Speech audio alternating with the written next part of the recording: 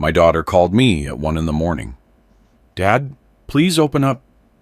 It's freezing out here," she said, her voice trembling. This wouldn't be strange at all if Jasmine hadn't been dead for 4 years. I stood frozen by the front door while the phone kept vibrating in the darkness. Before I go on, I have a quick request. If you're listening to this story on your phone, hit that like button and subscribe. Stick with me until the very end, and let me know in the comments where you're listening from. I want to know how far this story has traveled, because it all started the night my landline rang, just as the old grandfather clock in the living room chimed 1 o'clock, shattering the silence with its solitary toll. I was 68 years old, and at that age, you wake up at midnight to use the bathroom, not because the phone is ringing. I opened my eyes, my heart slamming against my ribs. The room was dim. The light from the bedside lamp barely sketched shadows on the walls, and outside, a drizzle was falling. I could hear the faint tapping of water on the roof. I stretched out my hand, fumbled for my glasses on the nightstand, and sat up clumsily as my knees protested. The phone rang again, faster this time, as if the person on the other end was losing patience. "I'm coming," I mumbled, my voice barely a whisper, crossing the hall toward the living room.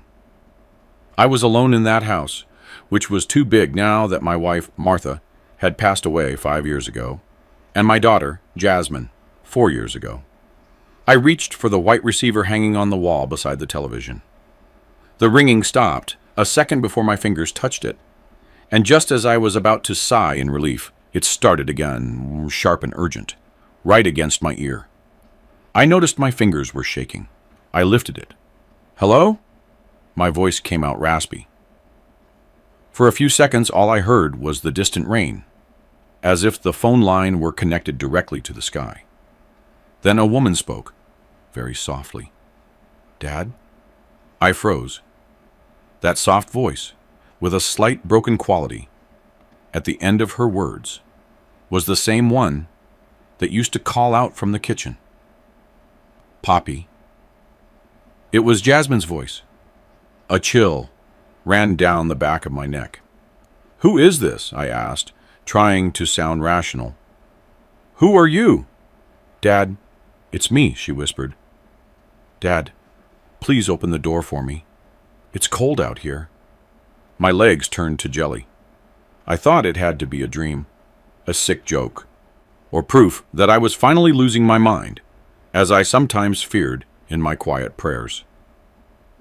"Don't play games with me," I said slowly, trying to put firmness into my voice. My daughter passed away 4 years ago.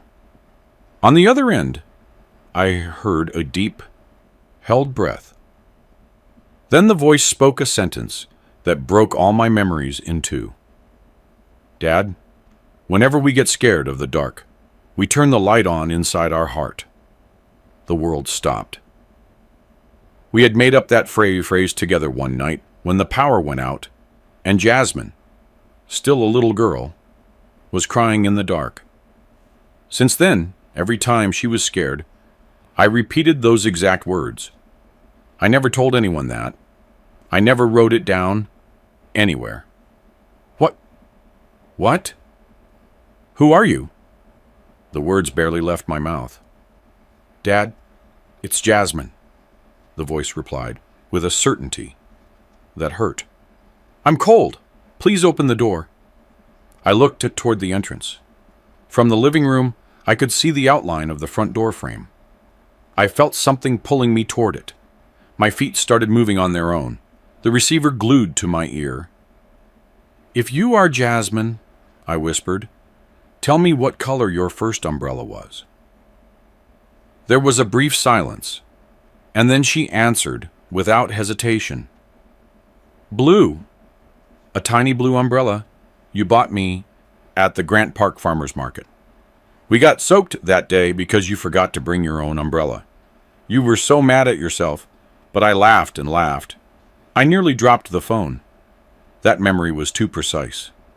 I never told anyone that story. I reached the door. The living room light barely illuminated the wood, while the porch light remained off. I put my hand on the doorknob. "Where are you right now?" I asked, my voice thin. "Right here, in front of the house," she answered. And her voice seemed to come from two places at once, from the receiver, and very faintly, from the other side of the door. "Please open up for me? I can't stand the cold." I slowly hung up the phone and set it down on the small table. My heart was pounding in my temples. I bent down and peered through the peephole. I saw her. Jasmine was standing under the drizzle, soaked, her dark hair hastily pulled up, the gray jacket she wore so often clinging to her body. Her face was pale, but it was the face I knew by heart, the one I looked at every day, in photos, in dreams, and on the headstone at the cemetery. She lifted her head, looking exactly toward the peephole, as if she knew I was watching. Our eyes met through the small glass circle. Her lips formed a faint smile, the smile she used to reassure me when she was a child. I saw her mouth form the words without a sound. "Dad." Even though I didn't hear it, I knew what she said next. "Dad, you still keep my letter behind the photo of your wedding, right?" I took a step back and stumbled against the wall. The letter. A small note she wrote in elementary school and hid behind the frame of my wedding photo with Martha. Only she and I knew that. No one else could possibly know that detail. I looked for something to grab onto. I was breathing in ragged gasps, my chest tight. Outside, that figure, whatever it was, tapped softly on the door with the same rhythm she used when she came home late and was afraid I'd scold her. Tap, tap, tap. "Dad, open up. Please?" The voice seemed to cut right through the wood. Tears streamed down my cheeks. Nostalgia and terror twisted into a knot. How was it possible that a daughter I had buried 4 years ago was standing on my porch? I stood motionless for a few seconds that felt like eternity, and finally I did the only thing I could think of. I turned the lock. The door creaked, and I opened it just a few inches. On the other side was only the cold, damp night air. I held my breath behind the crack. The wind blew in, smelling of wet earth. There was no one there. Not Jasmine, not anyone. Just the dark yard, the fine drizzle, and the leaves of the yard tree moving slowly. "Jasmine?" I whispered. No one answered. There were no more taps. The phone on the small table had fallen silent. I closed the door again with shaking hands. I threw the deadbolt twice, as if I could lock the fear outside. My chest was burning. I leaned against the door, trying to catch my breath. Maybe it was a dream, I thought. Maybe I'm awake, but my mind is still lost in some nightmare. I went back to the bedroom. The clock kept ticking, monotonously, each second louder than before. I sat on the edge of the bed, with the light on, staring blindly at the closet. I don't know what time exhaustion finally took me.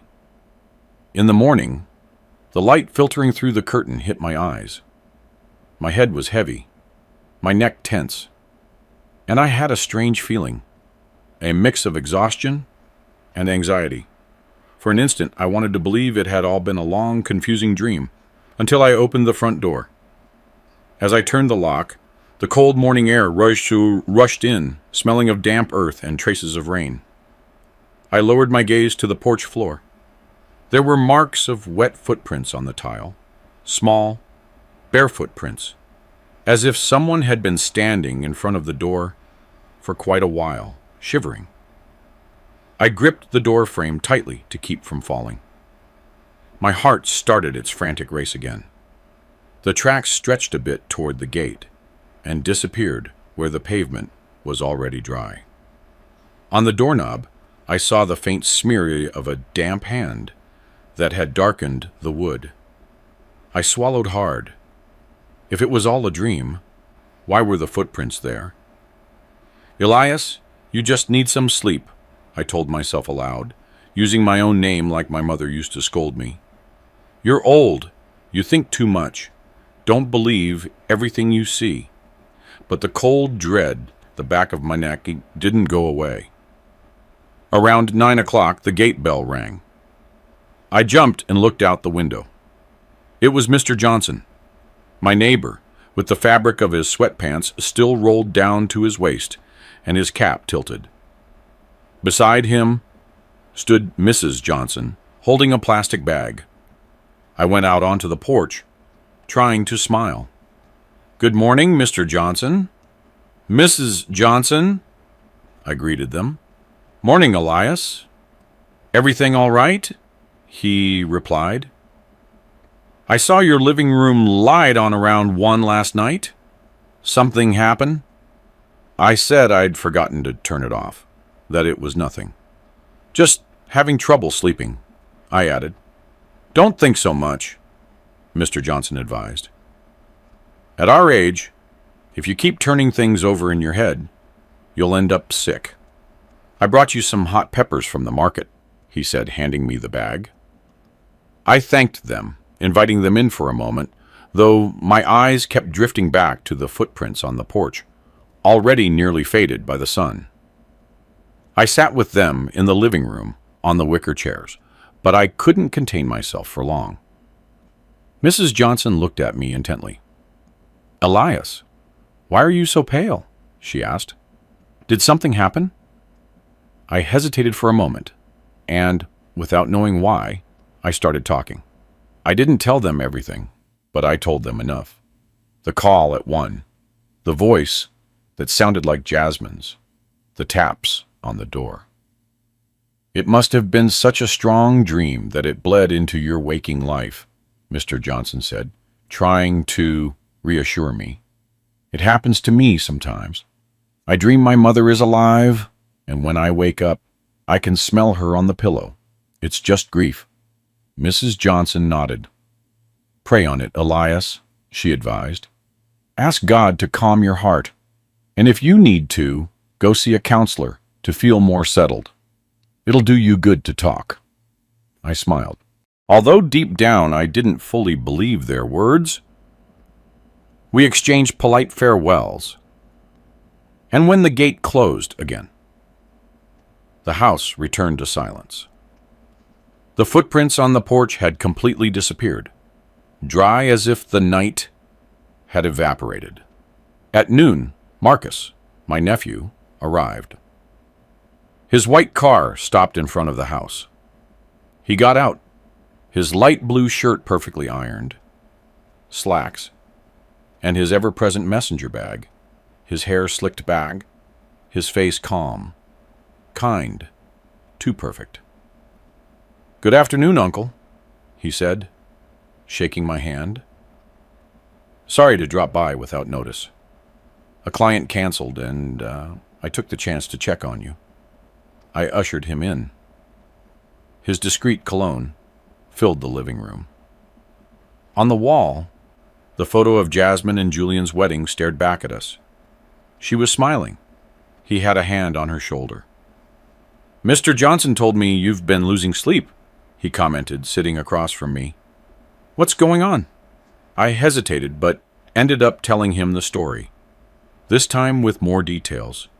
The secret phrase, the vision at the door. Julian's face barely changed. Sometimes he nodded, as if taking invisible notes. "You're still in a lot of pain," he finally said with the voice he used on television when he gave interviews as a psychologist. "It's normal. The brain can create a lot of things when you miss someone and feel guilt." "I'm not hallucinating, Julian," I whispered. "Those footprints were there. Maybe it was a neighbor, or some kid who passed by barefoot, he replied. But the call, in my opinion, is a mix of memories resurfacing. You and Jasmine were very close, and she died unexpectedly. You haven't finished making peace with that guilt. I looked at him, unsure whether to feel offended or understood. Look, Uncle, he continued, I can help you, not as a son-in-law, but as a therapist. Come to the clinic. We'll talk calmly. This doesn't mean you're crazy. It means you don't have to carry this alone. I don't want to be filled up with weird pills, I replied quickly. He smiled. We'll start just by talking. If it's necessary, I'll introduce you to a psychiatrist I respect, but step by step. He pulled out a notebook and wrote something down. I'll see you tomorrow at 3. I've reserved the hour. I nodded, out of obligation. After talking for a while about trivial matters, he left. Before going out, he brushed his hand against the frame of Jasmine's photo. I miss her as much as you do, he murmured. Me too, I managed to say. When he closed the door, the house was filled with that heavy silence, left by someone who seems kind but takes all the air with him. To distract myself, I started organizing the living room bookshelf. I hadn't seriously cleaned it in ages. I took out some old books. Suddenly, a stack tilted, and something fell from the back. It was a cream-colored, slightly yellowed envelope. My heart leaped. I immediately recognized the handwriting on the cover. To Dad. Don't get mad until you finish reading. Jasmine's handwriting. My hands trembled as I opened it. Inside was a folded sheet of paper, dated 2 weeks before the accident. My daughter's slanted letters filled the page. It began, Dad, I don't know who to talk to. I'm afraid you'll get angry, but I'm more afraid to stay silent. I swallowed and kept reading. Jasmine wrote that she believed Julian was cheating on her, that he was too close to a client, a woman who often came to the office. She said he was coming home late, sometimes lying about his schedule.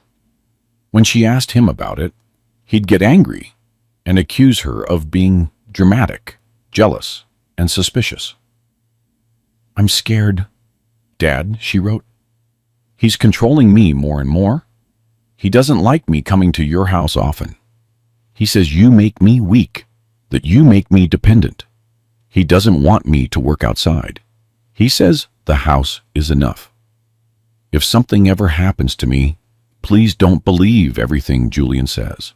I love you, Dad. I closed the letter, my hand shaking. The world around me seemed to shrink. It hurt to breathe. Guilt hit me in waves.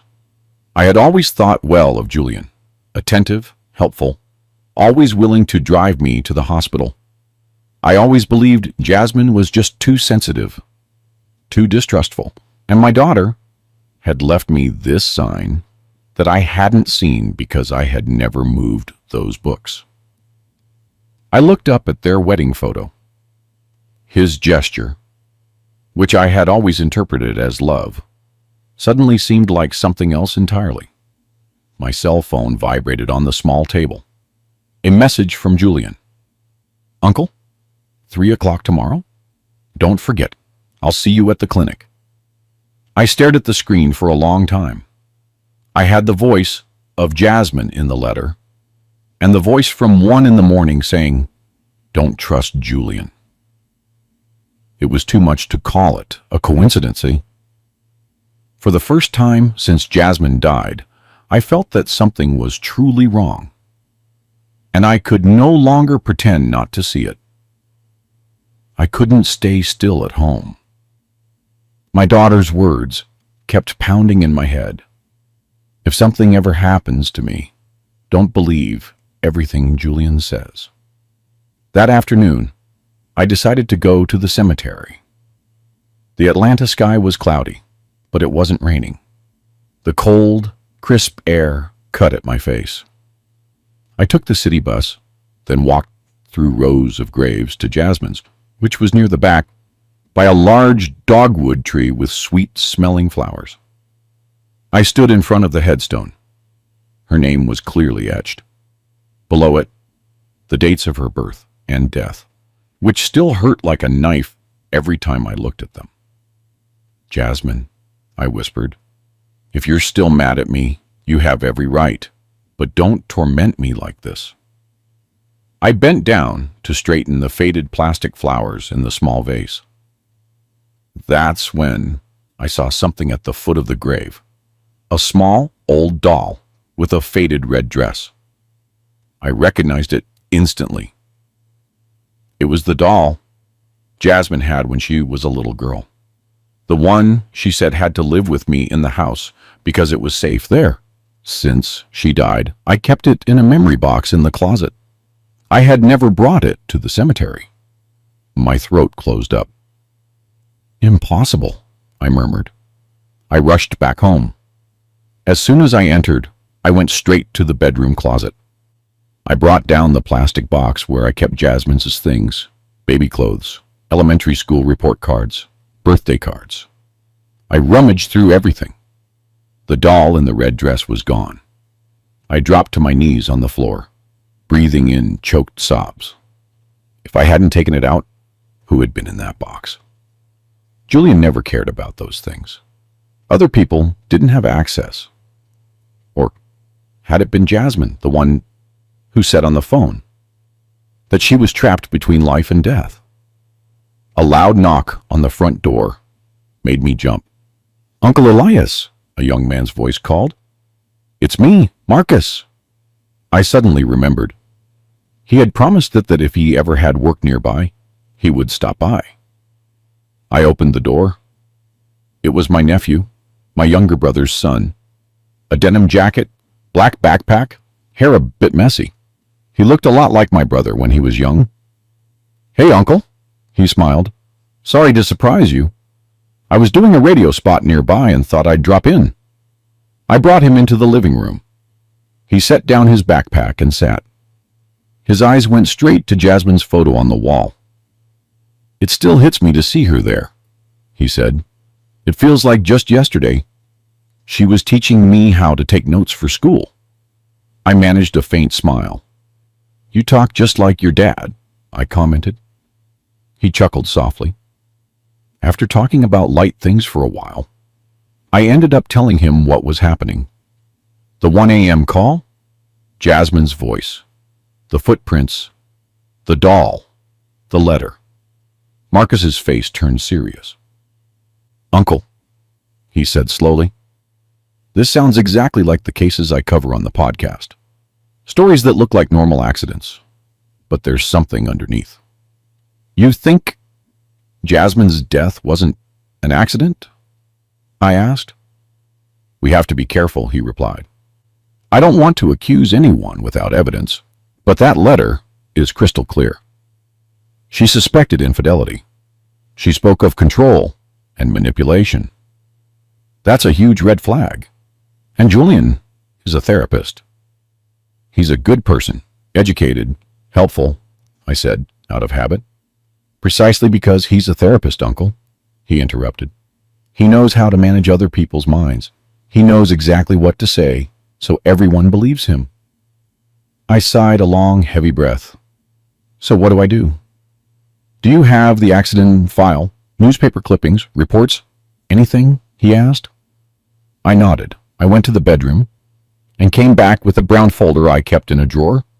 Photocopies of news articles, the police report, some photos I always hated to look at. Marcus spread them out on the table. His eyes scanned quickly from one paper to the next. "Look at this," he said when pointing to a news item. "It says they found strange skid marks at the scene and that the airbag didn't deploy when it should have." I read it at the time, but I didn't understand it, I admitted. "The police put down possible system failure, and that was it," Marcus summarized.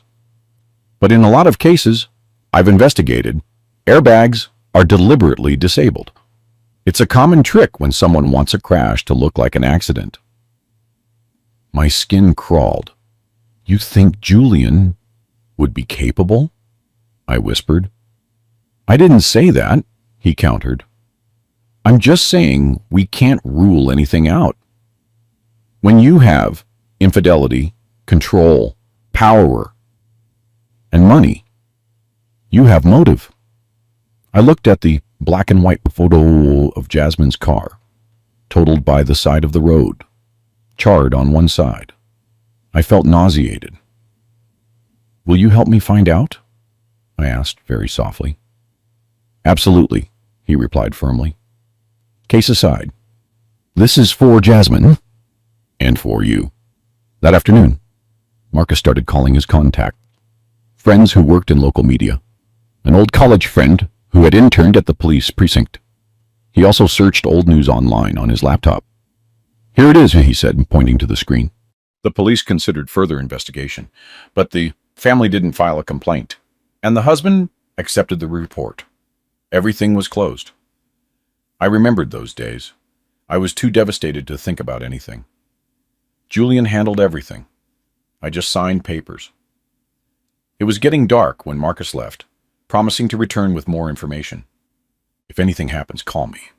Don't be alone, he said before getting on his motorcycle.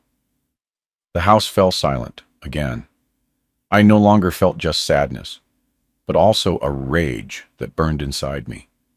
Against Julian, against myself, against everyone who convinced me it was a simple tragedy. That night, it was impossible to sleep. I tossed and turned, thinking about the cemetery, the doll, the letter, the brakes, the airbag. I looked at the clock.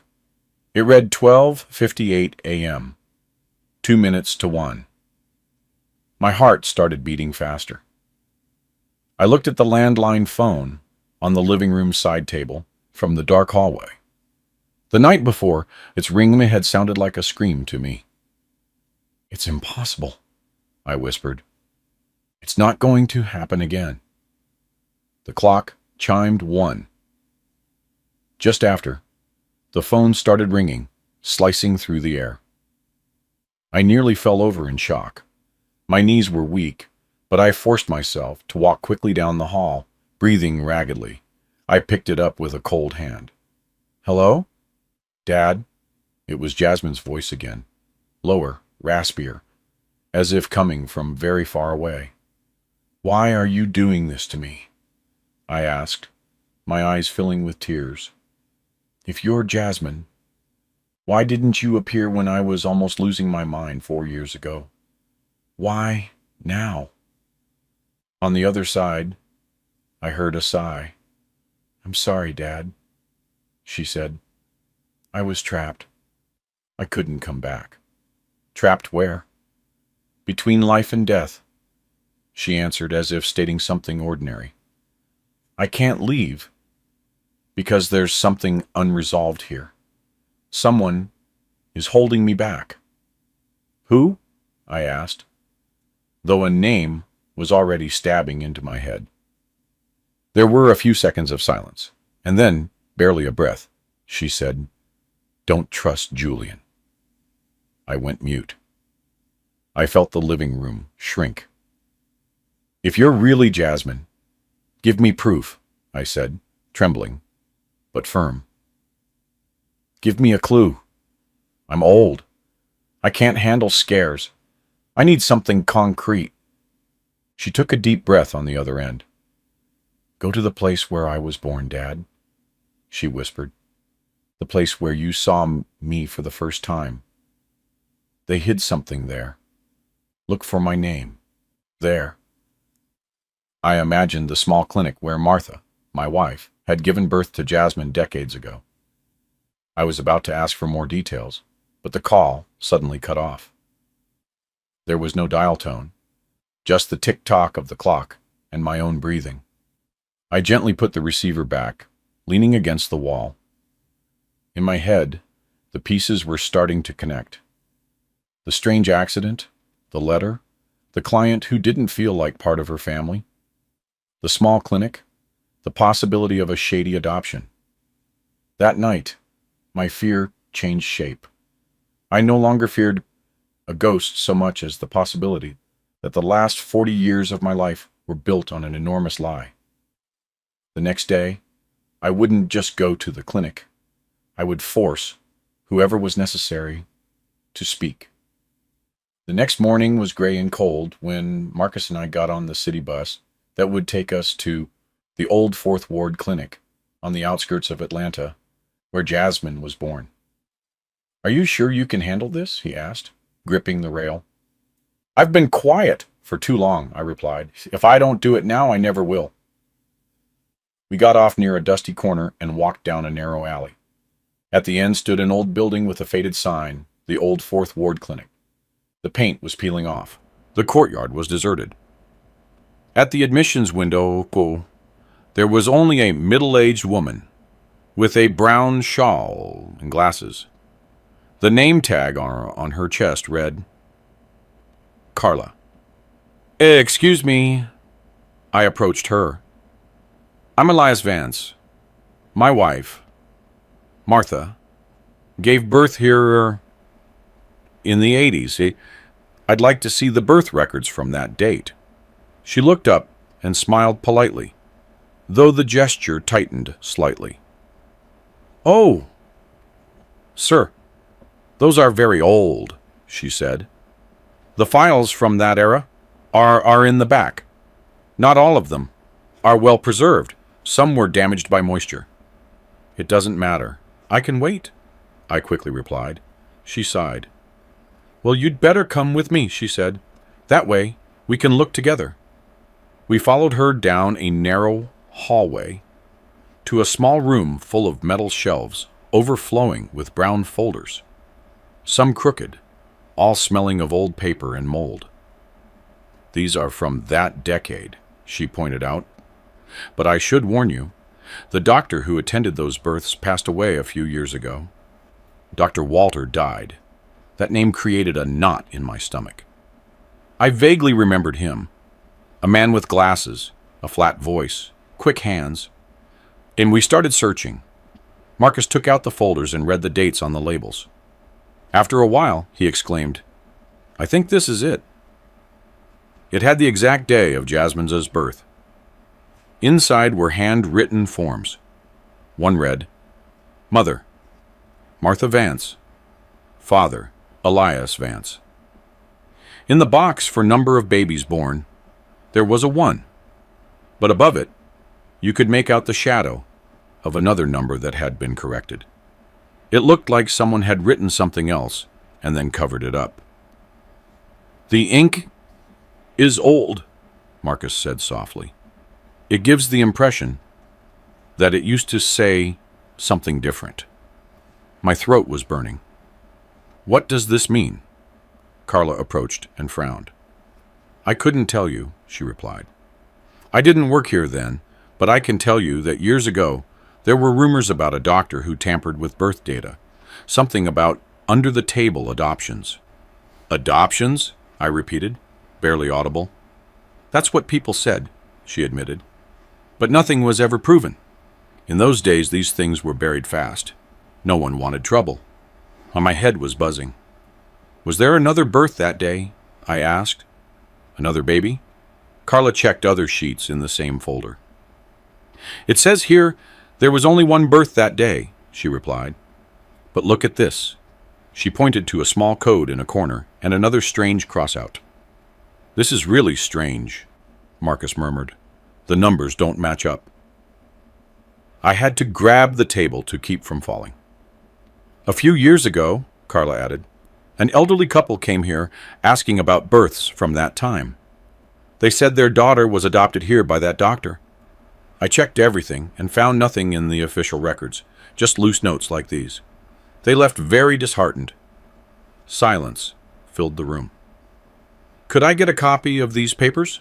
I finally asked. "Of course," she replied gently. "Wait just a moment." We left there with several photocopies in our hands. The wind outside was colder. On the bus ride back, I looked at the sheets again and again The corrected number, the codes, the doctor's signature. The word adoption spun in my head like a trapped fly. "Uncle," Marcus said cautiously, "it's highly probable that something was hidden on the day your wife gave birth." "You think there was another baby besides Jasmine?" I whispered. "I don't want to confirm anything yet," he replied. "But the possibility is there, and the doctor who knew is no longer alive." I stared out the window, watching the houses pass by. Inside me, fear, anger, and an ancient sadness coexisted. How was it possible that I, a father, didn't know if I had brought more than one daughter into the world? And we arrived home as evening fell. Marcus needed to return to his place to organize all the documents and recordings. "Don't open the door to anyone you aren't expecting," he repeated before leaving. "I'll be back tomorrow." When he left, the house seemed even bigger and emptier. I tried to make dinner, but I struggled to concentrate on cutting the vegetables.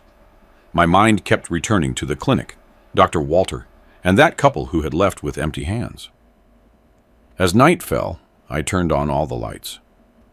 Normally, I was a frugal man. Tonight, I didn't want a single corner in the dark. A little after 8 o'clock, I heard the sudden screech of brakes outside, followed by the crash of a motorcycle, hitting the pavement, and several shouts. I rushed out to the porch, my heart in my throat. Down the street, neighbors were gathering around someone lying next to a fallen motorcycle. I recognized the jacket and the backpack. "Marcus!" I yelled. I ran as fast as I could, my knees protesting. He was on the ground, pale, with a grimace of pain. "Uncle?" he whispered when he saw me. The brakes went out suddenly. "Did someone call an ambulance?" I asked, close to tears. "It's on its way," one of the neighbors replied. "Looks like he broke his leg, but he's conscious." Marcus squeezed my hand. "Uncle, please," he gasped. "Don't lose my backpack. Everything is in there." "Don't worry," I assured him. "I'll keep it safe." The ambulance arrived. I wanted to go with him, but he insisted I stay. "I'll text you," he said through gritted teeth as they loaded him. "I need you to be okay." I walked back home, the backpack slung over my shoulder, trembling. In a matter of hours, I had discovered that my wife's delivery wasn't what I thought, and my nephew nearly killed himself because his brakes suddenly failed. I left the backpack in my room and sat for a while to breathe in the living room. I changed clothes, took a hot shower to relax my nerves. With my hair still damp, I walked into the dining room, drying my hands with a small towel, and stopped dead. Someone was sitting at the table with their back to me. A woman, her hair pulled back in a simple ponytail, the gray jacket hanging from her shoulders. On the table were 2 cups of tea, a wisp of steam still rising from one. I stood frozen. The woman slowly turned. It was Jasmine's face, exactly as it was in the last years before she died. No wounds, no blood, just that serene, slightly sad expression. "Dad," she said softly, "sorry for coming in without asking." I didn't know whether to scream or collapse. "Jasmine, is that you?" I stammered. She smiled slightly. "What do you want me to be, Dad?"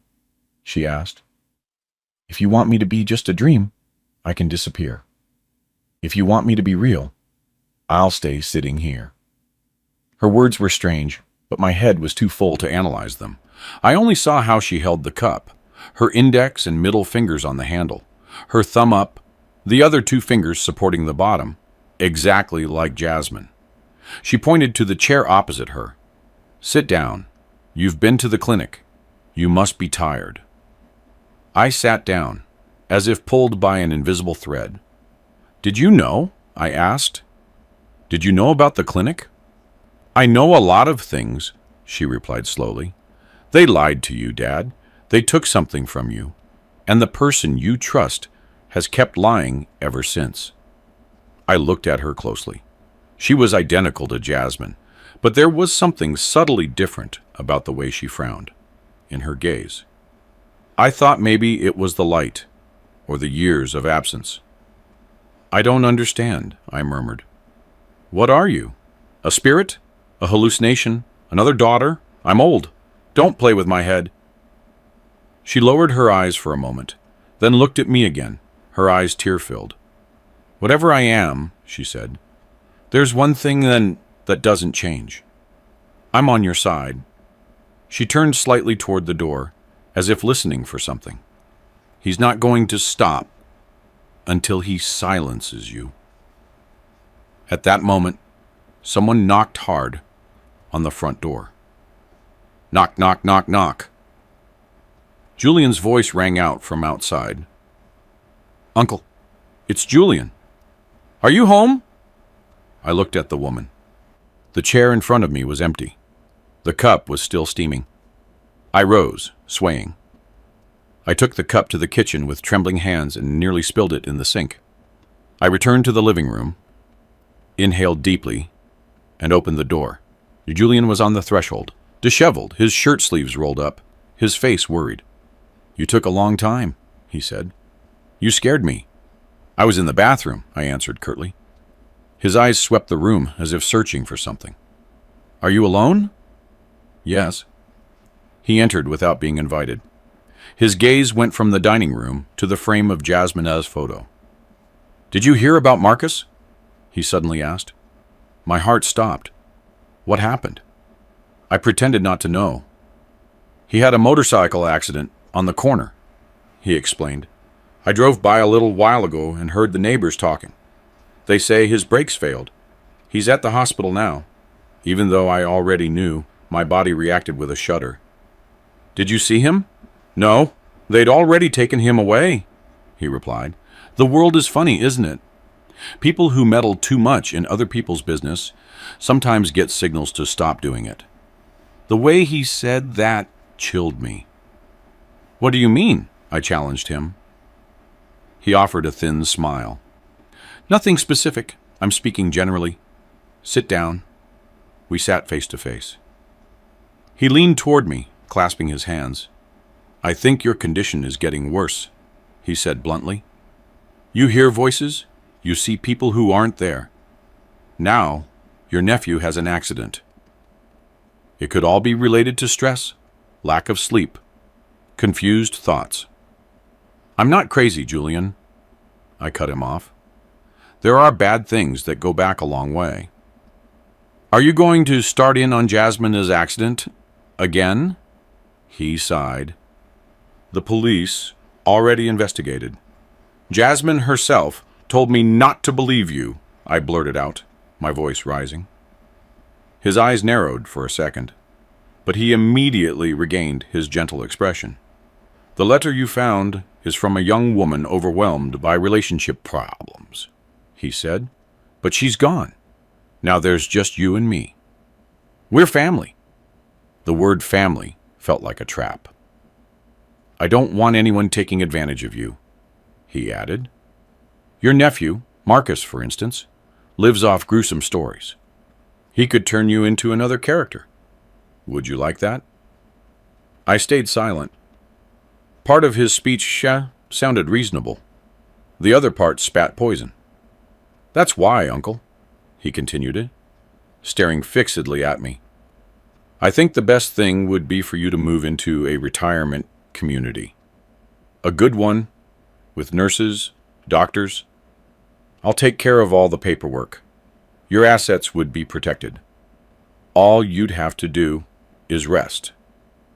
I remembered the words of the woman at the table. "He's not going to stop until he silences you." "Let me think about it," I said slowly. Julian sighed and nodded. "All right, but don't take too long. You can't keep going like this." He stood up, smoothing his shirt. Before leaving, he held my gaze for a long time. "I care about you, Uncle," he said in a neutral voice. "I don't want you to get lost." When he closed the door, I stood rooted in the same spot. The word lost sounded more like disappear than disoriented. That afternoon, a message arrived from Marcus at the hospital. A photo of his leg in a cast, his face pale but smiling. "Uncle, relax, I'm not dead. I have to rest, but the mechanic said there was a loose bolt in the brakes, as if someone had deliberately loosened it." My heart surged and dropped. Another message followed. "I got the contact information for the couple from the clinic that Carla mentioned. Mr. and Mrs. Riley. They live in a neighborhood nearby. If you feel up to it, you can visit them. I'll help you from here by phone." I texted back, "I'm going." Mr. and Mrs. Riley's house was simple, painted light green, with a small potted garden in front of the door. I took a Tangy there in the afternoon, clutching the folder with the clinic copies in my hand. Mrs. Riley opened the door, tired face, worn headscarf, defensive eyes. "Yes, you are Mrs. Riley?" I asked gently. "I'm Elias. They gave me your address at the old Fourth Ward clinic." Her face instantly tensed. "We already explained everything we knew," she said quickly. "We're not to blame for anything. We're just simple folk. We just wanted a child." "I'm simple folk too," I replied, "and I also just wanted a child. May I come in for a moment?" She hesitated. She looked at her husband, who had appeared behind her, his hair all white, his hands trembling. Finally, they opened the door wider. We sat in the living room. I placed the photocopies on the table and opened the file with my name on it. 40 years ago, I said, my wife gave birth at that clinic. The same doctor who managed your adoption signed my daughter's birth. On my papers, there are erased numbers and strange notes. All I want to know is if the baby they gave you could have anything to do with me. They looked at each other. Mrs. Riley's lips began to tremble. "Manuel," she whispered. He closed his eyes for a moment, took a deep breath, and spoke. "We were desperate," he said. "We couldn't have children. Someone told us about a doctor at that clinic who helped couples who needed babies. We went. We paid. The doctor said the baby was from a poor girl who couldn't raise it, that she would be better off with us. He didn't give names. Never, he denied. He just said, 'Don't ask too many questions.' And we obeyed. Tears escaped my eyes. 'Where is that daughter now?' I asked, my voice cracking. 'Here with us,' Mrs. Riley replied. 'We named her Valerie. She's an adult now, but she's been confused for years about who she is. She knows she's adopted. She always asks about her origins. We don't have answers. That's why we took her to a therapist to help her with her distress.' The name went right through me. Valerie. The client in the recordings had never been named, but her story fit too well. 'A kind, elegant, educated therapist,' Mrs. Riley completed. 'Dr. Julian Hayes.' My chest ached, even though I already suspected it. 'How long has he been seeing her?' 'The first time was about a year after the news broke about the accident involving a well-known therapist's wife,' Mr. Riley explained. 'My wife said she looks so much like Valerie. Since then, she wasn't settled until we took her to that therapist, not knowing he was the widower. She improved at first,' Mrs. Riley said. 'Then she started coming home late from sessions, sometimes soaked, saying she'd stayed to talk. If we asked her about it, she'd get angry and tell us we didn't understand her pain.' I had the image of the woman in the gray jacket, the blue umbrella, the voice on the phone, and the certainty that Julian was at the center of everything. On the way home, the afternoon wind pushed through the taxi window. I was no longer just a sad widower. I felt like a man compelled to fight. That night, at 11 o'clock, the landline rang again. 'Dad?' The female voice sounded exhausted. 'I'm tired. He's forcing me to keep coming. He tells me what I have to say. He says you have to believe him or everything will be ruined.' 'Who is he?' I asked. even though it wasn't necessary. "The one who always wears impeccable shirts and subtle cologne," she replied. "The one who says you're crazy." My eyes welled up. "Then let's stop him from calling the shots," I said. "But I need you to be honest with me. Do you want to help me?" There was a long silence. Then the voice replied, breaking. "I'm scared, Dad. But yes, I'm tired of keeping quiet." We hung up. I picked up my cell phone. My fingers trembled as I typed a message to Julian. "I've thought about the community. Come over tomorrow at 11 p.m. with the papers. I want to talk it over alone and sign." I sent the message and took a deep breath. I wasn't going to wait for the night to come for me anymore. I would be the one inviting the monster into my living room. The next day, my stomach hurt all day from sheer nerves. In the afternoon, Marcus called me from the hospital.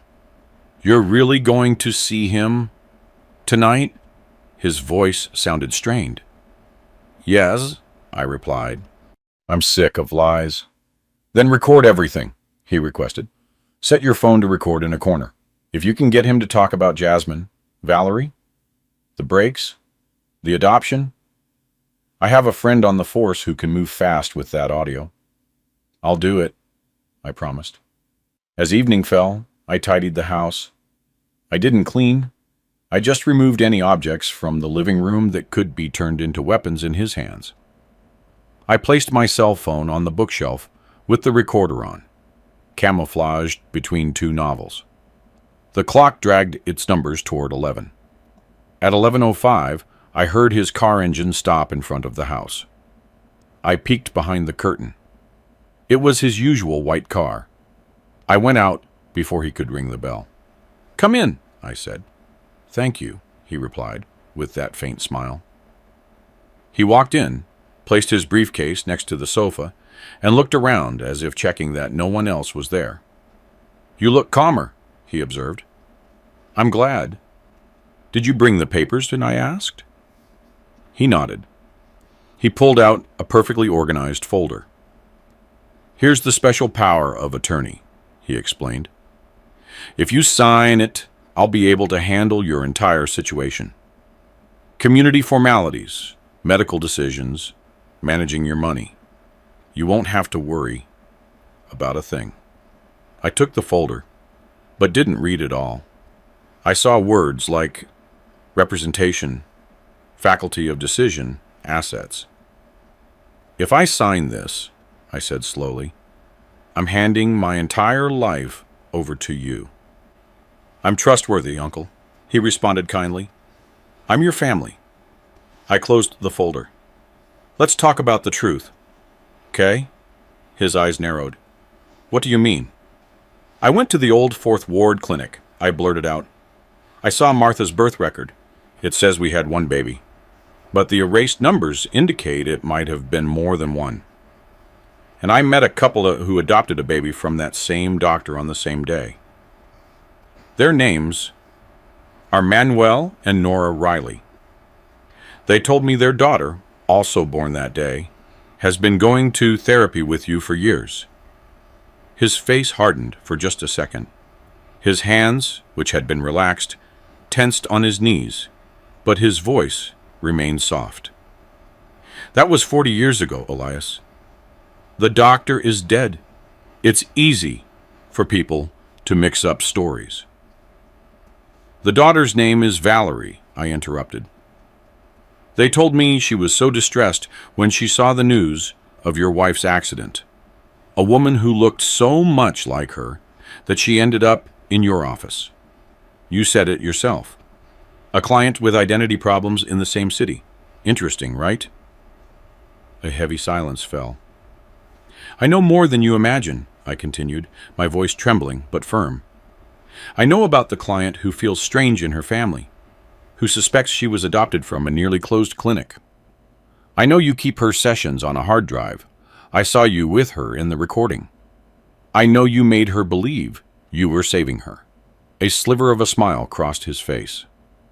And then he asked, "What conclusion have you come to?" That it wasn't a coincidence that Jasmine's car brakes failed, I whispered. That the airbag wasn't broken by chance. That you had motive and means. That you manipulated Valerie, just like you've manipulated me. And that you used her resemblance to my daughter to toy with my heart. If you've already decided I'm a monster, he said, tilting his head, why did you call me? Because there's something you still haven't explained, I answered. You went to great lengths to make me believe I was crazy. Calls, knocks, a doll. Changing places, why? Why all of the theater? His eyes finally went cold. To silence you, he answered without elaboration. To discredit you, on your own, so that everyone looks at you as a confused old man, and no one believes you in case you decide to pry where you shouldn't. Even if it concerns your wife's death, I asked. Death sounds ugly, he said very calmly. I only allowed circumstances to align. A car can fail. A road can be wet. A woman can drive while crying. The police need a clean narrative. I gave them one. I felt my knuckles clench. You're a psychopath, I spat. The world is not kind to people who know too much, he added. Marcus almost joined Jasmine. Too bad his brakes only failed halfway. The buzzing in my ears grew. I was about to throw myself at him, but at that exact moment, I heard the soft, familiar tap on the door from outside. Tap, tap, tap. We both turned. Don't open it, Julian ordered, abruptly standing up. Weird people come around at this hour. My heart sped up. She's here for me, I replied. Not for you. I walked toward the door on shaky legs, propelled by something stronger than fear. I looked through the peephole. There she was, the woman in the gray jacket, hair tied back, eyes bright. Dad, I'm cold. Her lips moved slowly. Open. I turned the lock and opened the door wide. She stepped inside. The cold air from the street rushed in with her. I could feel Julian tense up behind me. Jasmine, I whispered. The woman met my gaze and shook her head slightly. She offered a faint smile. No, she said. My name is Valerie. Time seemed to stand still. Her voice was slightly deeper. Her gestures were almost identical. I felt myself take a step back. Dad, when we were born, we were twins, she said slowly. Jasmine and I. But I was sold to another family. I grew up in a house where I never fit in, feeling like something was missing until I met him. She subtly motioned toward Julian. He was the first one who told me my blood was the same as his wife's. Tears filled my eyes. Why didn't you ever come to me directly? I asked. Why all this with the calls, the footprints, the doll? Because he told me it had to be this way, she replied, her voice breaking. He taught me phrases, memories, secrets. He told me that you had thrown me away to keep my sister, that you deserved to be punished, that you would only believe the truth if you were made to tremble. I looked at Julian. He was pale, but his eyes were burning. You gave her our memories, I said. The phrase about the light in the heart, the hidden letter, the doll. I had access to everything, he replied with disdain. Jasmine's laptop, her phone, her videos. While she slept, I could read and listen. The one who controls the information has the power, Uncle. I just used it. Valerie looked at me, tears streaming. I thought he was saving me, she said. That finally, someone understood my emptiness. He showed me DNA proof, done with Jasmine's toothbrush and a sample of mine. He told me, look, your father chose to abandon you. He chose your sister and left you. I became filled with hatred. That's why I agreed to his plan. To call you at 1. to put the doll on the grave, to sneak in and out of your house, to scare you, everything he told me to. I stepped forward and took her hand. It was warm, very real. "Daughter," I whispered. "You are my daughter too. None of this was your fault." Valerie cried harder. "What you did was wrong, but what they made you believe is worse," I added. "The doctor stole a daughter from you and sold her to another family. And then Julian, who toyed with everyone. We are victims, Dad." "We are," she agreed. That word warmed my chest. "What an emotional scene," Julian interrupted abruptly, his voice sharp. "Father and daughter reunited to accuse me together." He pulled something from his briefcase, a syringe with a clear liquid. "Relax, Uncle," he said. "This is just a sedative. You'll sleep for a good long time. Tomorrow everyone will believe you had a breakdown." An old man, delirious, terrified by voices. "No one will listen to your accusations." He took a step toward me. I backed a bit up and tripped over the rug. So Valerie stepped in front of him. "Don't touch him, she said. "Move aside," he ordered her. "Without me, you'd still be lost, not knowing who you are." "Without you, Jasmine would be alive," she shot back, trembling. Then everything happened very fast. Julian lunged at us. Valerie tried to grab the syringe. They wrestled. I saw the needle flash. I looked around desperately and grabbed the heavy flower vase from the side table. Without thinking, I smashed it against Julian's back with all the strength I had left. The glass shattered. The water spilled everywhere. He lost his balance, hit the edge of the low coffee table, and rolled to the ground near the steps, leading to the small backyard patio. He lay there, groaning, the syringe rolling far away into a corner. I was shaking from head to toe. Valerie clung to my arm, trembling too. Outside, the neighbors started shouting. Someone asked, "Mr. Vance, is everything okay?" In the distance, for the first time in a long time, I heard the clear sound of a siren approaching. That night, for the first time, I felt that Julian was no longer the shadow pulling all the strings behind his smile and his white coat. For the first time, I felt we owned the story. The following days were a blur of police, ambulances, and statements. Julian didn't die. He broke a few bones and had a head injury, but he remained conscious. However, this time, there were too many eyes and ears. Some neighbors had seen him, with the syringe in his hand. And most importantly, Marcus arrived, limping with his cast, accompanied by a young police friend of his. And they brought the audio from the night before, in the living room. They played it on speaker.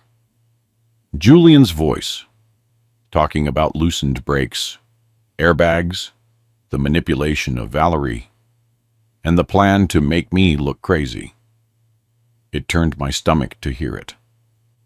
But the police officer nodded, mentally highlighting every fragment. With this, and the papers from the clinic, plus the statements from Mr. and Mrs. Riley, we have enough, he said. He won't be able to hide behind the title. A few weeks later, Julian's name began to appear in all the news, all the prestigious therapist implicated in wife's death and deception of multiple clients. On television, they showed his photo and a small image of Jasmine in the corner. I turned the set off every time I saw it. Marcus utilized his radio contacts and his podcast. He did a special series on the case. I was afraid he would treat it like a spectacle, but when he told me to listen, I put it on. This is not a ghost story, he said in one of the episodes. This is a story about how someone can use the pain of others to control their mind and their life. I listened to his words, sitting in my armchair, with Jasmine's photo in front of me, stroking the frame. The legal process was slow, as always. But this time, I wasn't alone. Every time the police called me to testify, Valerie sat beside me and held my hand under the table. Our relationship didn't heal instantly. At first, we were two strangers united by blood and a twisted history. I sometimes accidentally called her Jasmine. She sometimes looked at me as if wondering if it was all true. One afternoon, weeks later, we sat together on the porch. The Atlanta wind carried the echo of children playing in the distance. "Did you miss someone you didn't know who they were when you were a kid?" she asked suddenly. "Yes," I replied without thinking. "Many times. I dreamt I had more than one daughter.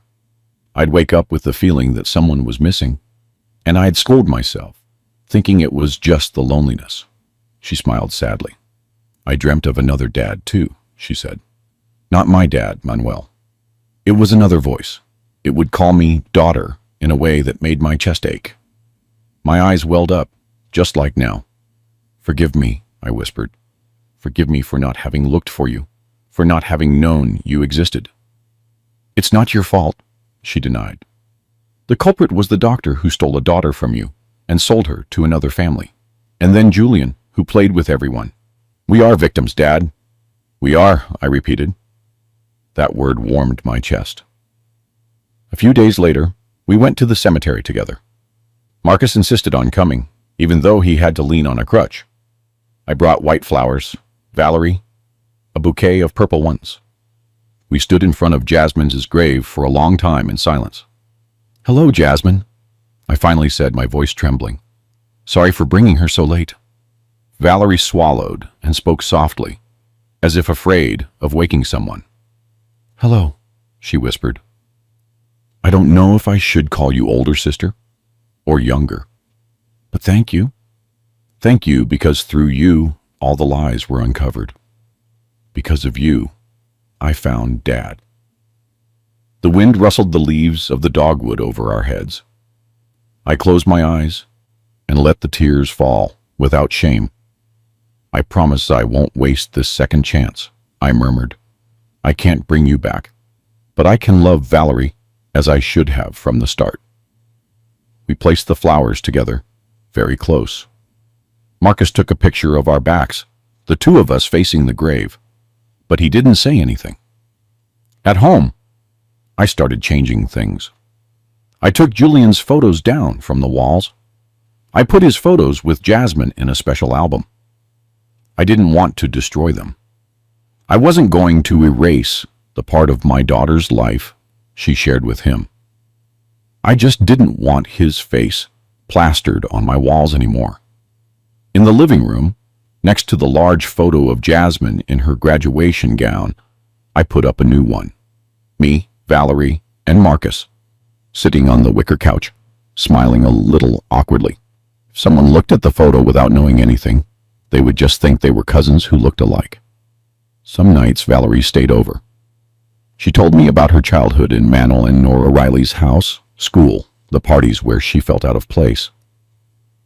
I told her about Jasmine as a child, how she feared the dark, and how we invented the phrase about turning on the light in your heart. We didn't try to fill all the empty spaces, just to share little by little, so the whole was painful but bearable. Months later, when Julian was officially detained awaiting trial, I woke up one night for no apparent reason. Out of habit, I looked at the clock. It read 12:58 a.m. Seeing that time used to leave my heart pounding in my throat. This time, I just sighed. I left my room and walked down the hall. The landline phone rested silently on the small table. The lights were off, except for a small lamp in the living room. From the guest room, I could hear the muffled sound of a video. Valerie was laughing at something she was watching on her phone. Shortly after, a message chimed in the group chat Marcus had created for the three of us. Family. They were the sounds of life, not of ghosts. I stood in front of the front door, now closed with a single turn of the lock. There were no shadows on the other side, no damp footprints, no soft taps, just the cold night, more friend than foe. The clock chimed one strike, another, and then silence. I smiled. 1 in the morning, again, I murmured. You don't scare me anymore. I went back to my room, but before I did, I stopped in front of the photos on the wall. Good night, Jasmine, I whispered. Good night, Valerie. I turned off the lamp. The house was submerged in a quiet darkness. It wasn't the threatening darkness from before, but one I could make peace with. And for the first time in 4 years, I fell asleep without waiting for a phone to ring at 1 in the morning. I'm really glad you're here, and that I could share my story with you. If you liked it, show me by liking the video and subscribing to my channel. Let's see how many of us there are. Write in the comments which city you're watching from and what time it is. I'm so curious to know where all you wonderful people are tuning in from. If you want to support me a little extra, you can also send a small donation. I share new life stories for you every single day. And now, 2 of my most popular stories will pop up on the screen so you can choose what to watch next.